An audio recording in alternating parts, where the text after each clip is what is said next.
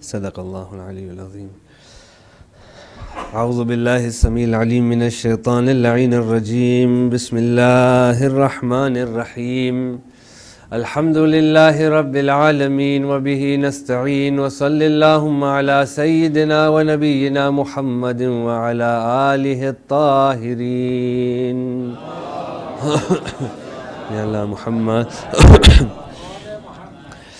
أما بعد، فقد قال الله عز وجل في كتابه الحكيم وهو أصدق القائلين. بسم الله الرحمن الرحيم. إذ قالوا ليوسف وأخوه أحب إلى أبينا منا ونحن عصبة إن أبانا لفي ضلال مبين. آمنا بالله. صدق الله العلي العظيم. اللهم صل على محمد وآل محمد والحمد بالتقوى. السلام عليكم جميعا ورحمة الله وبركاته. I begin in the name of Allah subhanahu wa ta'ala. There is no doubt that is due to His kindness and generosity. He provides for us opportunities such as these where we gather together in remembrance of Him tabaraka wa ta'ala. We continue with the story of Prophet Yusuf alayhi salam, and we'll ignore the salawat that just happened. I'm going to pick on it in a few minutes inshallah. Until it's not like this anymore. I'm going to keep harping on this inshallah until you get tired of me. But it will be for our benefit in the hereafter inshallah. So we are now discussing verses 69 through 76. Where we've gotten to now is the brothers were able to convince their father Jacob, Yaqub, to allow their other brother Benjamin to accompany them back to Misr. And the reason why is because Yusuf had placed a condition on them that if you do not bring me your other brother, I will not provide you any more provisions. So through promising his safety and by swearing by Allah subhanahu wa ta'ala, the brothers convinced their father to let him go. Once they let him go, they arrive into Misr. Yusuf alayhi salam finds a way to separate Benjamin from his brothers, and then tells him or confesses to him or confides in him that it is he who is Yusuf, and now they begin to connect with one another, and all these years of being apart, their joy and excitement of being together is seen between Benjamin and Yusuf.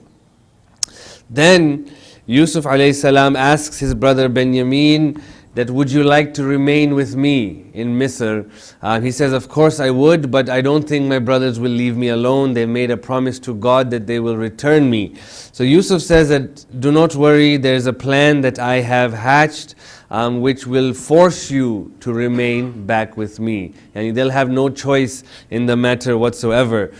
So this is where we pick up the story from yesterday. Yusuf then alayhi salam provided the provisions to the brother, the extra provisions alongside the provision for Benjamin. So he gave them each maybe about 11 loads now, or maybe 12 loads of camel, 12 bags that can fit around a camel to go back. And then he does something very interesting. When he had furnished them with their provision, he put the drinking cup into his brother's saddlebag. So there was a special water mug or a wine mug, whatever it is, that the king of Egypt used to drink from. So it is a special gold goblet, you can say. And Yusuf himself takes this goblet and places it in the bag of Benjamin. So he hides it in that bag. And then one of two things happens. Either he informs the servants that I cannot find the king's goblet, or it is the job of the servant who is the drink pourer to look for that goblet, and we cannot find it. He comes to Yusuf. Yusuf may have said maybe somebody has stolen it. So then a caller calls out. Then a herald shouted, ثم أذن مؤذن أيها العير إنكم لسارقون. Then a herald shouted out, O men of the caravan, you are indeed thieves. Now this announcement goes out. Now I want you to imagine the shock that must be in them, that they were about to now leave Misr altogether with all of these provisions and food provided for them. All of a sudden somebody from behind shouts out and says, you guys are thieves, right? It's kind of that same not to that same extent, but like, when you go to Walmart and you walk out and all of a sudden the thing beeps when you haven't done anything to beep for. Yeah, and you think, wait a minute, what happened? Yeah, so the same thing kind of happened with Yusuf, is that he or his brothers, they were about to walk out and all of a sudden somebody accuses them of stealing. Right away they were caught off guard on this, and then they replied back to him. They said as they turned towards them, what are you missing? The repliers or the guards called back, we are missing the king's goblet. Whoever brings it to us shall have a camel load of grain. Said the steward, I will guarantee that. وَأَنَا بِهِ زَعِيمٌ. So here now, they innocently turn back towards these guards and say, what are you missing? They said, this is what we're missing, the goblet, and if any of you brings it to us, we will not punish them, and rather we will give them a grain, another bag load of food, I guarantee that. Right away the brothers began to defend themselves, right? Because they were confident that they hadn't stolen this merchandise or this goblet. So they said, by Allah, you certainly know that we did not come to make trouble in this country and we are not thieves. They began to remind the guards that, look, it was we who had just come not too long ago, and the Aziz had trusted us with extra provisions and he wanted us to bring our brother. We have such a good relationship and that we've built such a good relationship that we've come back a second time now with our brother. If we wanted to steal, we would have stolen the first time. Yeah, we would not have come back again to steal the second time. And they reminded him that, look, even last time the Aziz returned the money back to us, right? If you remember, creating a bond of friendship between us, that a trust, so why would we ruin that trust? However, the guards were not buying this story, and they retorted back and they said, what should be the requital if you prove to be lying? قَالُوا فَمَا جَزَاؤُهُ إِن كُنْتُمْ كَاذِبِينَ. So here the guards asked them, look, we don't buy this story, we're going to check your bags. If you are to be lying, what is the punishment you propose? Yeah, so this is a very interesting approach that the guards have taken. They said the punishment for it shall be that in he whose bag it is found shall give himself over as the recompense or the punishment. Yeah. So out of the 11 brothers, if you were to find it in anybody's bag, he will be your servant, he will be, you can take him as your property. So that will be the punishment. And thus do we requite the wrongdoers. So this is very interesting. He says, وَكَذَلِكَ نَجْزِي الظَّالِمِينَ. So what we understand here is that this type of punishment was handed out in Canaan. Okay, where they were from, that if you found somebody guilty of something, that person automatically becomes your indentured servant. So here they applied their own laws of their own village or their own nation into Egypt, right? And they said that this is what we do, you can do the same. So this is a very interesting approach, because as we'll discuss in a little while, the punishment in Misr for stealing, it was whipping. Right? But here the guards say, what is the punishment you propose? And this is the punishment that they had proposed. So Yusuf then gives the order for the bags to be checked from the oldest to the youngest. Now you can imagine the suspense that is taking place. He starts with the oldest. He already knows in which bag he has placed the goblet. So they begin to search all 11 brothers, one after another. And as they finish, I can only imagine that after those 10 were done, they look at Benjamin. This is supposed to be a very pious man, a good man. They never in their wildest imagination thought that this goblet will be found in the bag of Benjamin. And before you know it, then he began with their sacks before opening his brother's sack. Then he took it out from his brother's sack. So as they search the bags, they come to the bag of Benjamin. They open Benjamin's bag, and behold, the goblet is found in Benjamin's bag. Yeah? So now there is a complete shock that has taken over the brothers, a complete surprise that has taken over the brothers. We'll come to the last verses in a second. It's very interesting. But it is said now, they begin to turn against Benjamin. Right? So Benjamin has this goblet in his bag, but the brothers were completely shocked at this, want to distance themselves from Benjamin. It is almost like they want to wash their hands from him. So they began to scold him and reprimand him in front of all the guards, in front of all the Aziz as well. They began to ask him certain questions in anger. For example, like, how could you do this? Don't you know that our future provisions is based on us on us having a healthy relationship with the Aziz? So they were worried about all of these things, and as well they were worried about what they are going to tell their father. Yeah. So they began to scold Benjamin based on all of these things. But as we know previously, whenever they would scold Benjamin, he would become down and he would become saddened by all of these abuse that he was taking from his brothers. However, this time Benjamin didn't care. Yeah?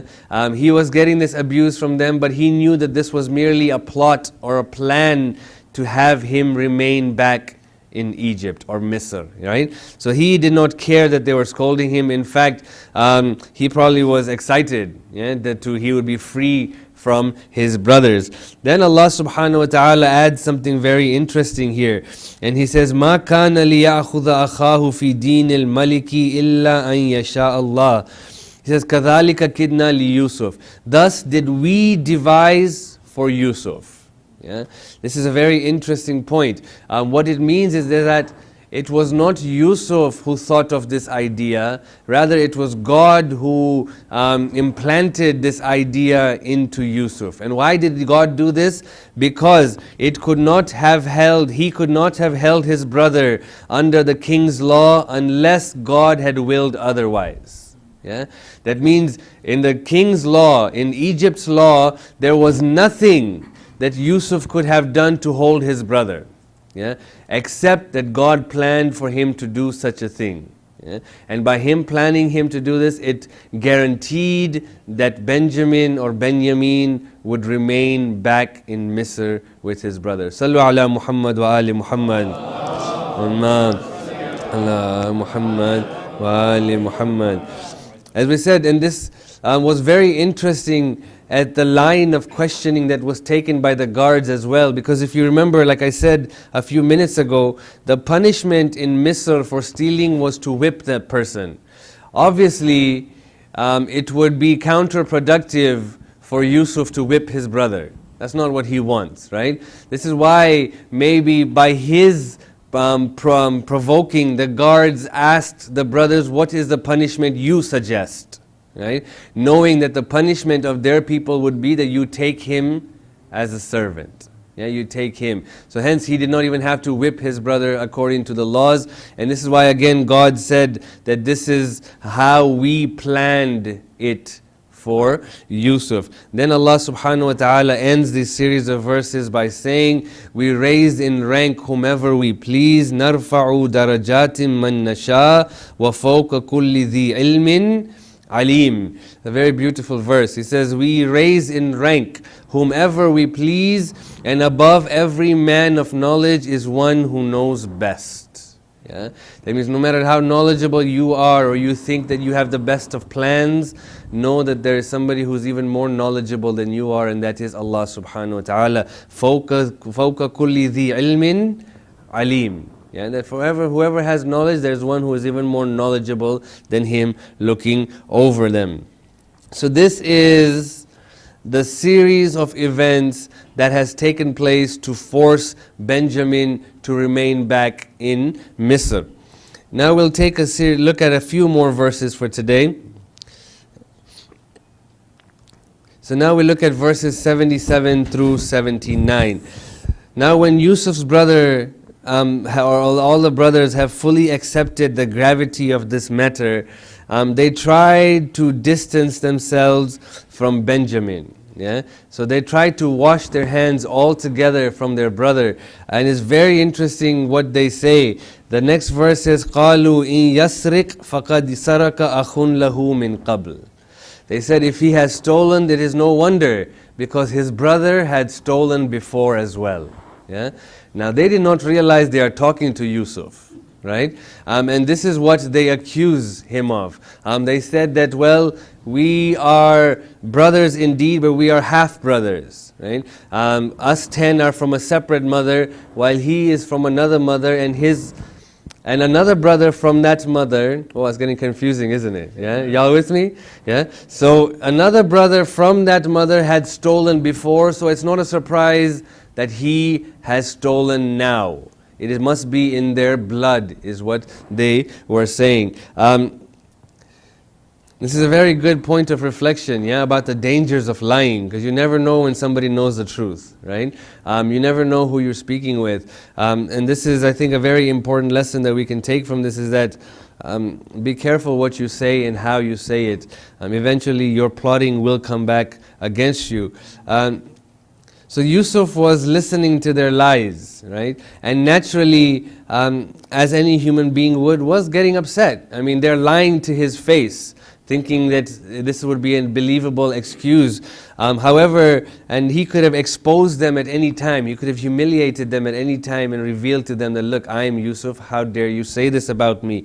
But Allah subhanahu wa ta'ala says something very beautiful. فَأَسَرَّهَا يُوسُفُ فِي نَفْسِهِ وَلَمْ يُبْدِهَا لَهُمْ قَالَ أَنْتُمْ شَرٌّ مَكَانًا. Therefore Joseph kept this matter to himself, and he did not disclose it to them. It takes a big man, a big person, man or woman, that when you are lied to your face, to control that and not expose people, and put your trust in Allah subhanahu wa ta'ala. And he retorts back and he says, you are indeed in a worse state. Sharrun makanan. He accused, it's very interesting why he said that. I believe that the Mufassirun, they say that he accused them of being in a worse state, more so because he was ashamed at how they had turned their back on their brother. That you are supposed to be one family. You don't abandon one of your family members in that way. Sure, they may have done something wrong. He may have stolen, for example, but to save your own neck, you don't lay down your brother on the slaughtering board. You don't do that to your brother. You stick by them. This is one of the explanations. Obviously, the other explanation could be that you guys are full on lying, and I know that you are lying, and this is a very terrible place that you have put yourselves in. As far as the accusation against Benjamin's real brother Yusuf, he adds, Wallahu a'lamu bima tasifun, and Allah knows best what you allege. So here again, he puts his amr, or puts the hope in Allah subhanahu wa ta'ala, and says, Allah knows best what you are accusing, I don't know. And again, this is, I think, a very beautiful way of shutting people down who do ghibat. People who backbite, they'll come to you and say, Fulan said this, Fulan said this. I think memorize this line, Wallahu a'lamu bima tasifun. Allah knows best what you allege. That means I don't want to hear it. I don't want to hear about other people's business. And Allah knows best what you are saying. If He is right, or if you are right, then there's no punishment. But if you're wrong, then there is a punishment for you. Hence, we leave it in the hands of Allah subhanahu wa ta'ala. Now, a very interesting point here is that how did the brothers come up with this accusation against Yusuf?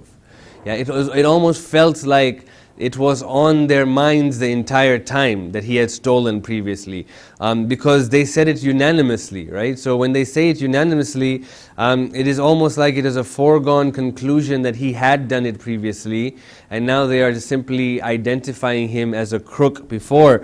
And most of the Mufassirun very interestingly give 3 explanations as why the brothers thought that Yusuf had stolen previously. And again, these are just possible reasons, or again, it could just be to save themselves from the punishment of the Aziz, or to distance themselves from their brother. One reason why is they say that after Yusuf's mother had passed away, he still was very young, and he went to go live with his aunt, his mother's sister. Or his brother's sister, it just says his aunt, who really cared for Yusuf a lot and loved him dearly.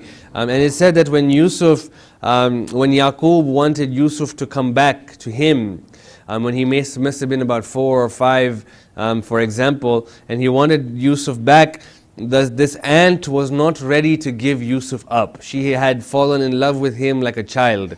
And the way a mother...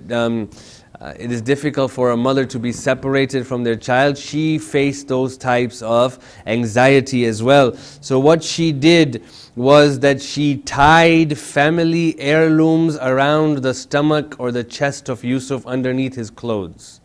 And then when he left, she accused him of stealing the family heirlooms, because she knew that in the culture of those people, whoever stole, they would come back to them as their property. Yeah? You follow me? Yeah? So she accused him of this, and the brothers always kept it in their minds that Yusuf had stolen, but obviously Yaqub would not give up Yusuf, and he abandoned that particular law. And maybe this is when he abandoned that law, or abolished that law, because we'll come back to in a few verses when they return back to Yaqub. Yaqub reprimands them and says, how could you mention this law? This law is no longer in effect, right? Because maybe Yaqub actually abolished that law. Others have said that some of the family members from his mother's side used to worship an idol. Not necessarily his mother, obviously, but some family members from the mother's side used to worship an idol, and it is said that Yusuf stole that idol and threw it away. So the family still remember that he stole something in the past, though it was something good that he did, like Prophet Ibrahim alayhi salam had done. Others have said that Yusuf would sneak food from the dinner table. Yeah, so whatever was present, he would hide some food, and then without the brothers knowing what he would do with that food, he would go and feed the poor or the orphans in that village. But their brothers just saw that he was stealing food from the dinner table. So all of these reasons are possible reasons why they had it in their back of their minds that Yusuf had stolen previously, and it's not surprising now that Benjamin has stolen. However, as we said, these are just possible reasons. And it could be just a last minute attempt to come back and save their faces in front of the Aziz. Now the brother found themselves in a very difficult situation, right? So in one position, they find that according to the rules of their nation, Benjamin would be forced to stay as a slave in Misr now. In the other hand, what would they tell their father? Yeah, that they had promised their father that they would bring them back. So they find themselves in a very difficult situation. So they make one last plea to Yusuf. Yeah, an earnest plea. And what they say to him is, they said, O Amir, قالوا يا أيها العزيز إن له أبا شيخا كبيرا فخذ أحدنا مكانه إن نراك من المحسنين. They said, O Amir, indeed he has a father, a very old man. So take one of us in his place. Indeed we see that you are a virtuous man. So they were willing. Now again, you can see the gravity of the situation, isn't it? They were seriously worried about what they're going to tell their father. Their father, who had become old and weak just from crying over Yusuf, they feared what his condition would become now when Benjamin was not returned as well. So they were really worried at this scenario or this situation, and they come to the Amir or Yusuf here, and they make this plea that, look, take one of us in his place, we will stay until we can sort this out. However, Yusuf alayhi salam replied back, and he said, قَالَ مَعَاذَ اللَّهِ. Remember, when did he say this? مَعَاذَ اللَّهِ. Ahsant. Yeah? When Zulaykha proposed herself to him, this was the answer that shut it down. مَعَاذَ اللَّهِ. He says, مَعَاذَ اللَّهِ أَن نَأْخُذَ إِلَّا مَنْ وَجَدْنَا مَتَاعَنَا عِنْدَهُ إِنَّ إِذًا لَظَالِمُونَ. He said, God forbid that we should take anyone except him whom we found our merchandise with, for then we would indeed be the wrongdoers.